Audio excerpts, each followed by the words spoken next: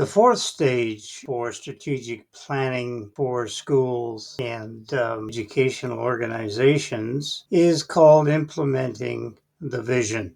Essentially, the objective here is to ensure that the future vision is concrete and relevant to identified needs, to build an ongoing monitoring system that has to consider changes that occur unexpectedly, to develop a detailed implementation plan that begins with things that can be changed, and to develop strategies to work collaboratively with others, perhaps other schools within the district or local schools, and to identify the resources required to implement the vision.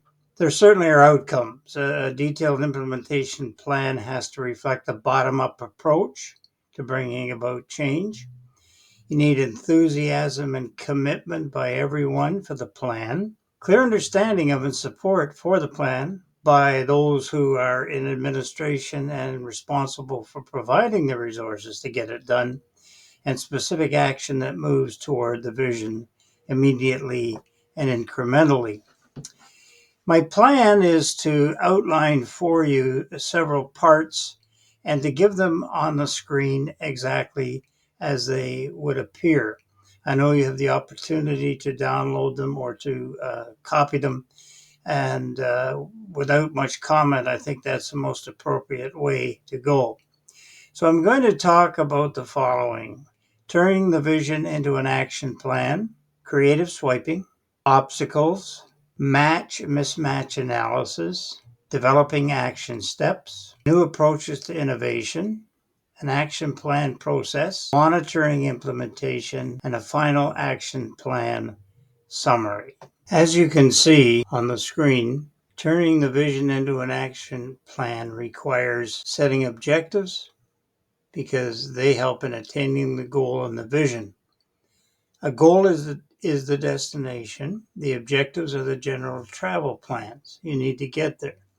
And you can see from this, and again, you can copy this, there are several ways to remember the characteristics of an effective objective. And you can see here, we use the acronym SMART: specific, measurable, attainable, results-oriented, and time-limited. Swiping means to use someone else's material or ideas for your benefit. And certainly when you acknowledge that or get permission, it's quite acceptable. You can see here creative swiping techniques again. Please copy if it's appropriate. There are 2 pages. You can see the worksheet and the instructions and objectives. Underlying obstacles. And you can see there are 3 sheets. I'll show them to you. There's the first, the second, and the third. Once again, feel free to copy these if you feel they're appropriate. An underlying obstacle, as you can see, is the main thing that's preventing the vision from moving ahead. Not something wrong, but just a challenge.